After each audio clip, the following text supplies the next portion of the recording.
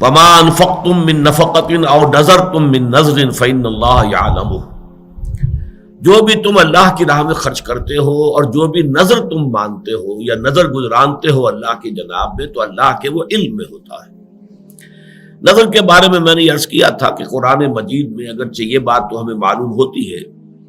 کہ اگر نظر مانی جائے، منت مانی جائے، تو پھر اس کا پورا کرنا ضروری ہے۔ یوفون بالنذر ویخافون یوما کان شرہ مستطیرا، سورۃ الدہر میں بھی آیت آئی ہے، نظر کے پورا کرنے والے جو ہیں ان کی وہاں طرح کی گئی۔ البتہ میں نے عرض کیا تھا کہ جہاں تک نظر کا اصلاً معاملہ ہے تو میری طبیعت کچھ اس کو قبول نہیں کرتی، مناسبت نہیں ہے میری طبیعت کو کہ اللہ کے ساتھ اس طرح کا معاملہ کیا جائے کہ اللہ اگر یہ میرا کام تو کر دے تو پھر میں تیرے لیے اتنی خیرات کروں، اتنی نفل پڑھوں گا یا اتنی عبادت کروں گا۔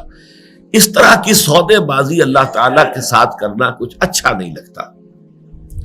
اس پر سوال بھی آیا تھا، میں نے پھر عرض کیا تھا کہ میرے پاس دلیل کوئی نہیں ہے، لیکن میں تو صرف اپنا جو بھی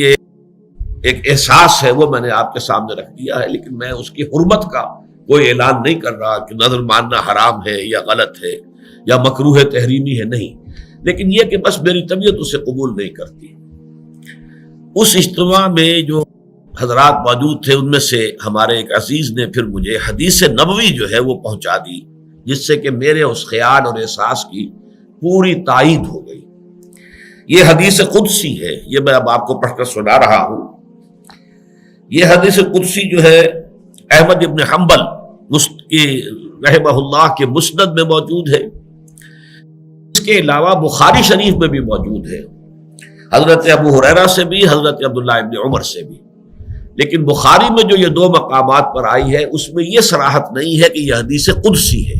بلکہ یہ کہ نبی کی حدیث، نبی اکرم صلی اللہ علیہ وسلم کے قول کی حیثیت سے اس کو بیان کیا گیا ہے، جبکہ یہ حضرت ابو ہریرہ ہی سے،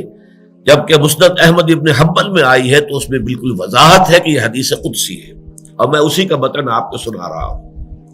عن ابی ہریرہ رضی اللہ عنہ عن النبی صلی اللہ علیہ وسلم قال قال اللہ عز وجل،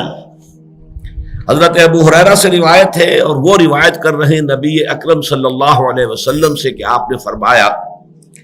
کہ اللہ تعالیٰ یہ فرماتا ہے، قال اللہ عز وجل لا یأتی النذر علی ابن آدم بشیء لم اقدرہ علیہ، نظر ماننے کی وجہ سے ابن آدم کو کوئی ایسی شے نہیں ملتی جو میں نے پہلے سے اس کے لیے مقدر نہ کر دی ہو، یا نظر کا ماننا نہ ماننا اس اعتبار سے گویا کہ بالکل برابر ہے۔ اللہ تعالیٰ نے جو بات پہلے سے طے کی ہوئی ہے اس نظر کی وجہ سے اس پہ کوئی تبدیلی نہیں ہوگی۔ فرمایا قال اللہ عز وجل لا یأتی النذر علی ابن آدم بشیء لم اقدرہ علیہ ولکنہ شیء استخرج بہ من البخیل یؤتینی علیہ ما لا یؤتینی علی البخل، لیکن یہ ایک ایسی شکل ہے نظر کی کہ جس کے ذریعے سے میں بخیل کے مال میں سے کچھ نکلوا لیتا ہوں۔ اگر یہ بخل جو ہے اس کے اوپر مسلط رہے اور وہ نظر نہ مانے تو وہ مال نہیں نکالے گا، وہ نہیں صدقہ و خیرات۔ نظر کے حوالے سے کم یہ کہ کچھ غرباء کا، کسی مساکین کا کوئی فائدہ ہو جاتا ہے، بھئی یہ فائدہ ہے، باقی جہاں تک میری تقدیر ہے، میرا فیصلہ ہے، وہ اپنی جگہ برقرار رہتا ہے۔ تو اس سے بہرحال میرا احساس تھا، اور اس پر میں نے اللہ کا شکر ادا کیا کہ وہ احساس جو ہے وہ بہرحال بنا تو قرآن اور سنت کے مطالعے سے ہے، مجموعی مطالعے سے جو ایک ذہن اور مزاج بنا ہے، اس میں بعض چیزیں واقعہ یہ ہے کہ فٹ نہیں بیٹھتی،